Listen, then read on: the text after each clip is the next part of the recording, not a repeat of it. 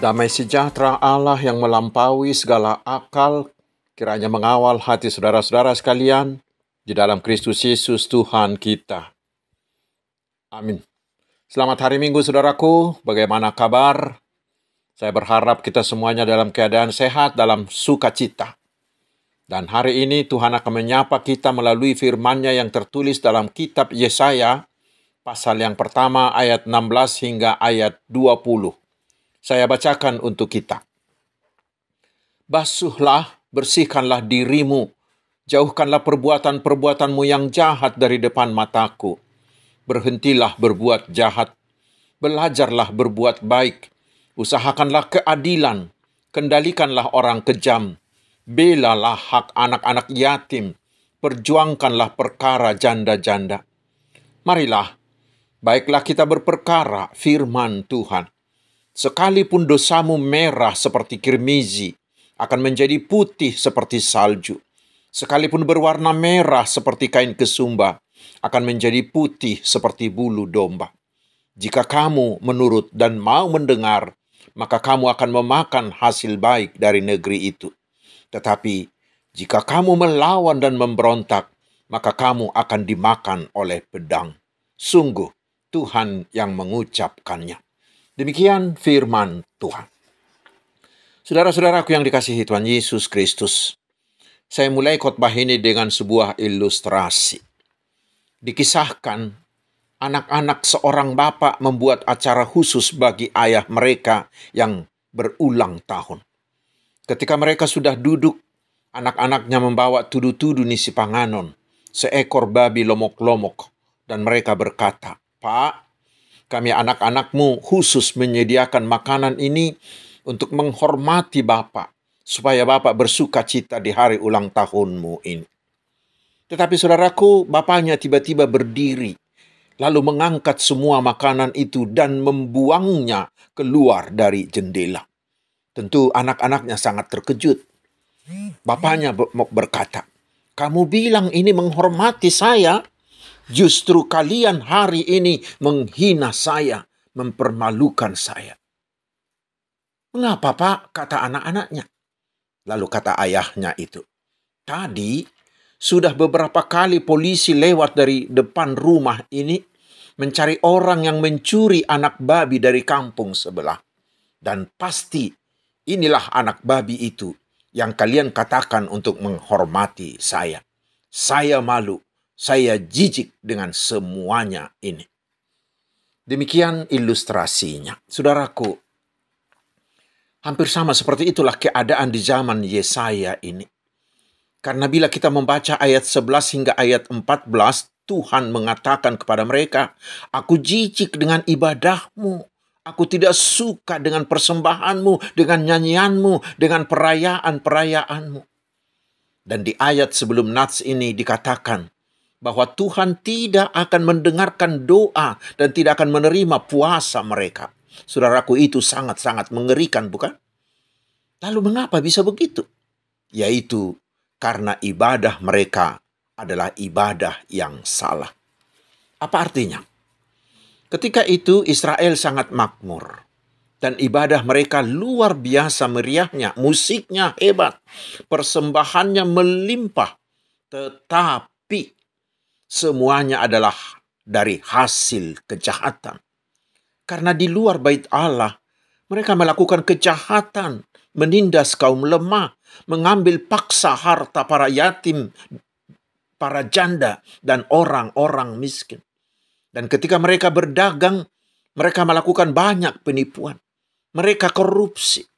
Perilaku mereka benar-benar sangat jauh dari firman Tuhan dan tidak mencerminkan perilaku umat Allah. Karena itulah Tuhan mengatakan bahwa mereka itu adalah bangsa munafik.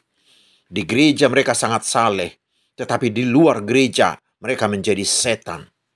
Karena itu Tuhan mengatakan jijik terhadap ibadah dan persembahan mereka.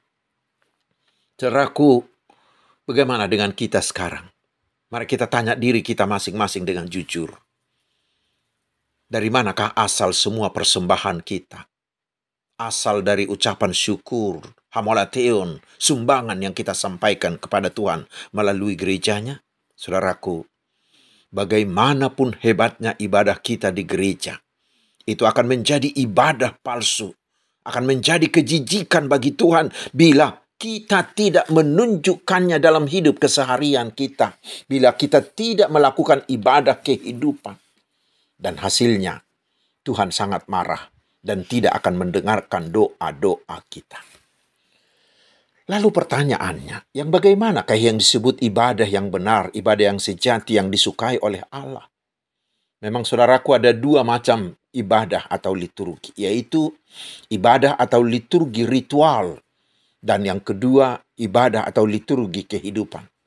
Ibadah atau liturgi ritual, itulah yang kita lakukan dalam ibadah minggu, dalam pertangyangan, dalam sermon, seperti yang dipahami banyak orang. Tetapi itu tidak lengkap. Itu harus diikuti dengan ibadah atau liturgi yang kedua, yaitu ibadah kehidupan. Yaitu ibadah melalui perilaku dalam kehidupan keseharian kita.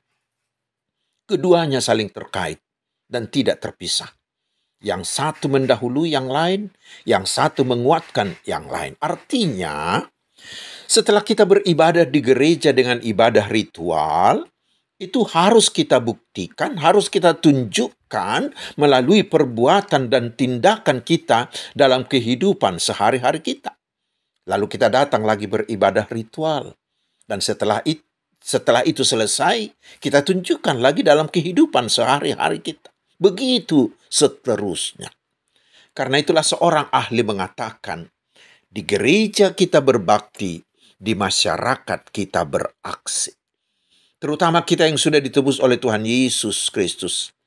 Seluruh hidup kita 24 jam sehari hendaknya menunjukkan perilaku atau karakter Tuhan Yesus sebagai bukti dari ibadah ritual kita, sebagai bukti dari kasih kita kepada Tuhan Yesus Kristus. Lalu, apa manfaat bila kita melakukan itu? Yaitu, dengan cara itulah Allah bisa terus mengubah dunia ini. Mengapa? Karena bila kita melakukan liturgi kehidupan, disitulah kita bisa menjadi terang, menjadi garam, menjadi berkat bagi sekitar kita. Dan bila kita bisa menjadi terang, menjadi garam, dan menjadi berkat, maka sekitar kita, bahkan dunia kita akan berubah.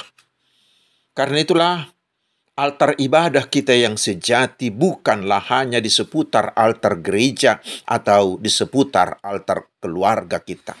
Tetapi harus nampak, mewujud, terbukti dalam hidup kita. Yaitu di rumah, di sekolah, di tempat kerja, di pesta, dan lain-lain. Itulah juga altar ibadah kehidupan kita. Sekarang saudaraku, mari kita merenungkan firman Tuhan ini. Kita melihat hebatnya ibadah orang Kristen sekarang di Indonesia. Gedung gereja kita makin megah. Keuangan kita melimpah. Musiknya makin hebat. Perayaan-perayaan gerejawinya makin fantastis. Tetapi coba lihat saudaraku apa yang terjadi di masyarakat. Banyak dari pengunjung gereja itu yang terkena OTT. Yang korupsi, yang menipu dengan investasi bodong, yang menjadi pengedar narkoba, yang tidak berperilaku seperti anak Tuhan, dan lain-lain, bahkan menjadi pembunuh. Kita miris bila orang beragama Kristen terlibat di dalamnya. Saudaraku, janganlah ada lagi yang beranggapan bahwa ibadah cukuplah hanya bila datang ke gereja atau ke pertangyangan. Dan janganlah kita membuat ibadah itu seperti memakai baju. Ketika kita ke gereja, kita memakainya. Tetapi sesudah pulang dari gereja, kita menanggalkannya, lalu menggantinya dengan cara hidup yang lain. Ketika di gereja, dia kelihatan sangat saleh. Tetapi sehabis dari gereja, dia langsung melupakan Tuhan. Bahkan pernah terjadi, sehabis kebaktian minggu, di parkiran gereja ada anggota jemaat yang berantem hanya karena sepeda motornya bersenggolan. Ada yang langsung dari gereja langsung ke parmituan atau ke perjudian. Lalu bagaimanakah ibadah yang disukai Tuhan? Sehingga Tuhan mau menerimanya. dan mau mendengarkan doa-doa kita. Mari saudaraku, kita menyimak apa yang Tuhan pesankan melalui firman hari ini. Yang pertama di ayat 16 Tuhan menyerukan, basuhlah, bersihkanlah dirimu, jauhkanlah perbuatan-perbuatanmu yang jahat dari depan mataku. Berhentilah berbuat jahat. Saudaraku, kata basuh, kata bersihkan biasanya diserukan kepada orang yang penuh dosa. Itulah Israel dan itulah kita. Karena itu kita diminta agar kita mau bertobat, membasuh dan membersihkan semua dosa-dosa kita, bukan oleh kekuatan kita. Karena hanya satu orang, satu pribadi yang bisa menghapuskan dosa, yaitu Tuhan Yesus Kristus, penebus kita. Ingatlah saudaraku apa yang dikatakan oleh Tuhan di Mazmur 24 ayat 3 sampai ayat 4. Siapakah yang layak memasuki bait Allah? Yaitu hanya orang yang bersih tangannya dan murni hatinya, yang tidak menyerahkan dirinya kepada penipuan dan yang tidak bersumpah palsu. Kita harus rajin beribadah ritual di tempat ibadah. Tetapi kita juga harus hidup kudus di semua bidang, di semua waktu dalam kehidupan keseharian kita. Itulah ibadah kehidupan, itulah ibadah yang disukai oleh Tuhan. Tetapi saudaraku, tidak cukup berhenti di sana. Tidak hanya berhenti melakukan kejahatan, tetapi harus lebih maju lagi ke hal yang kedua. Yaitu seperti yang Tuhan katakan di ayat 17. Belajarlah berbuat baik. Dengan berbuat baik bagi semua orang, maka kita bisa menjadi berkat. Kita bisa menjadi daya pengubah besar yang bisa mengubah sekitar kita. Karena itu, bila selama ini di antara kita masih ada yang melakukan hal-hal yang tidak disukai Tuhan setelah kita selesai beribadah, hari ini Tuhan meminta stop itu, hentikan itu. Tetapi berilah hidupmu menjadi alat Tuhan untuk berbuat kebaikan bagi semua orang. Perbuatan baik adalah buah iman, adalah bukti bahwa kita benar-benar seorang percaya. Dengan berbuat baik, dengan itulah kita bisa menjadi berkat. Bila kita berbuat baik kepada semua orang, kita bisa menjadi berkat bagi mereka. Lalu, apa yang harus kita lakukan dalam berbuat baik itu? Itu yang Tuhan katakan di ayat 17b. Untuk lebih jelasnya saya baca di dalam terjemahan bahasa Indonesia sehari-hari dikatakan, tegakkanlah keadilan dan berantaslah penindasan. Berilah kepada anak yatim piatu hak mereka dan belalah perkara para janda. Tuhan menginginkan agar setelah kita beribadah, kita mau menggunakan segala potensi yang kita miliki untuk membebaskan semua orang dari segala bentuk penindasan, dari segala bentuk ketidakadilan, dari kemiskinan, dari kebodohan, dari keterbelakangan, dari keterisolasian. Bukan hanya dengan cara karitatif atau memberi ikan, tetapi juga harus memberi mereka kail, yaitu memberdayakan sehingga mereka memiliki kemampuan sendiri untuk keluar, untuk bebas dari kesusahannya itu. Itu bisa kita lakukan dengan membangun sistem ekonomi kerakyatan. Ekonomi yang berpihak kepada orang miskin. Ekonomi lemah. Puji Tuhan. Sudah banyak huria yang memiliki kredit union atau koperasi. Juga memiliki pelatihan keterampilan kerja dan lain-lain. Itulah ibadah yang diinginkan Tuhan. Saudaraku yang dikasihi Tuhan Yesus Kristus, orang Kristen harus menjadi pionir dalam penegakan hukum dan keadilan. Harus menolak dan membuang segala bentuk penindasan, bentuk penjajahan, segala bentuk hal yang mengurangi hak dan harkat kemanusiaan setiap orang. Seperti dikatakan Paulus di epistel tadi, kita harus mau menjadi hamba kebenaran karena kita sudah dibenarkan oleh Tuhan Yesus. Kita harus ingat, saudaraku, bahwa kita juga sudah dibebaskan oleh Allah dari perbudakan dosa dan perbudakan iblis, yaitu melalui pengorbanan anaknya, Tuhan kita Yesus Kristus. Karena itu adalah tugas kita untuk menjadi tangan Allah untuk membebaskan semua orang, siapapun mereka. Mari kita mulai itu dari rumah kita. Jangan ada lagi kekerasan dalam rumah tangga. Baik secara verbal, yaitu melalui kata-kata, melalui sikap, melalui perilaku, maupun kekerasan secara fisik. Buang semuanya itu.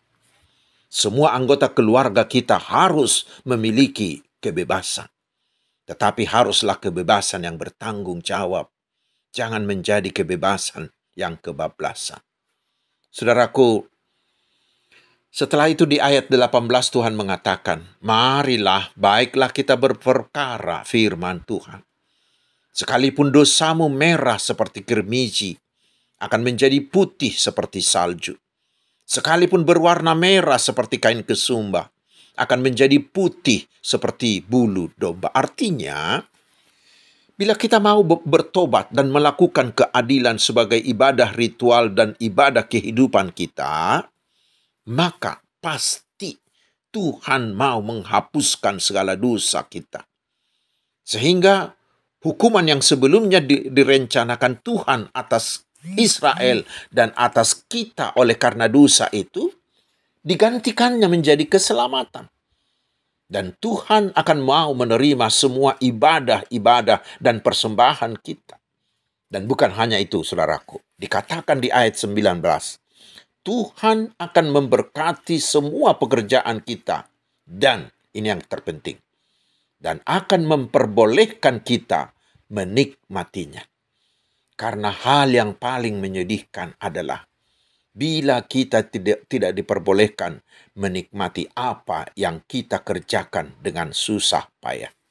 Tetapi adalah berkat Tuhan bila kita diperbolehkan, terutama bila kita diberi rasa syukur dan rasa cukup. Itulah hidup yang berbahagia. Itu kita peroleh bila kita melakukan ibadah kita dengan benar, yaitu ibadah ritual di dalam gereja yang diikuti dengan ibadah kehidupan di dalam kehidupan kita sehari-hari. Tuhan Yesus memberkati kita. Amin. Marilah kita berdoa. Terima kasih ya Tuhan atas firman-Mu yang sungguh mencerahkan hati kami. Berilah kami roh-Mu, agar kami bukan hanya rajin beribadah ritual, tetapi kami juga mampu melakukan kehendak-Mu dalam hidup keseharian kami. Dan kami mau berhenti berbuat jahat. Kami mau berhenti melakukan segala yang tidak Tuhan kehendaki.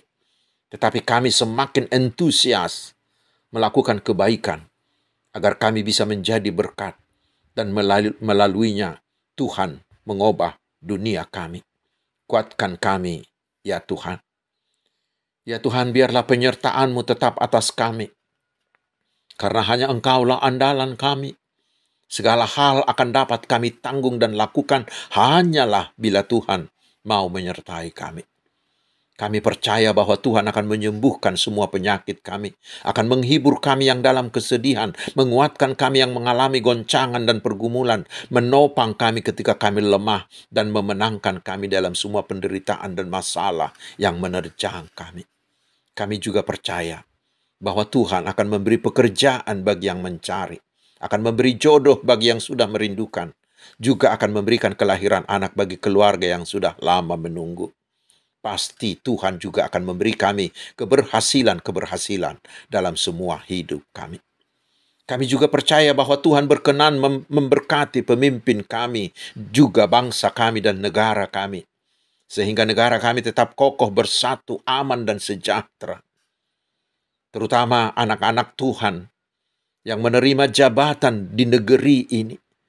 Jagai, berkati, kuatkan mereka Tuhan, agar mereka berjalan di jalan Tuhan. Dan mereka bisa menjadi berkat bagi bangsa dan negara kami. Berkati juga seluruh usaha penginjilan, agar semakin banyak orang yang menerima Tuhan Yesus. Terpujilah nama-Mu Tuhan, kekal selama-lamanya. Di dalam nama Tuhan Yesus Kristus, Juru Selamat kami yang hidup. Tuhan memberkati engkau dan melindungi engkau. Tuhan menyinari engkau dengan wajah-Nya dan memberi engkau kasih karunia. Tuhan menghadapkan wajah-Nya kepadamu dan memberi engkau damai sejahtera. Amin. Selamat hari Minggu, saudaraku. Tetaplah semangat dan Tuhan Yesus memberkati kita.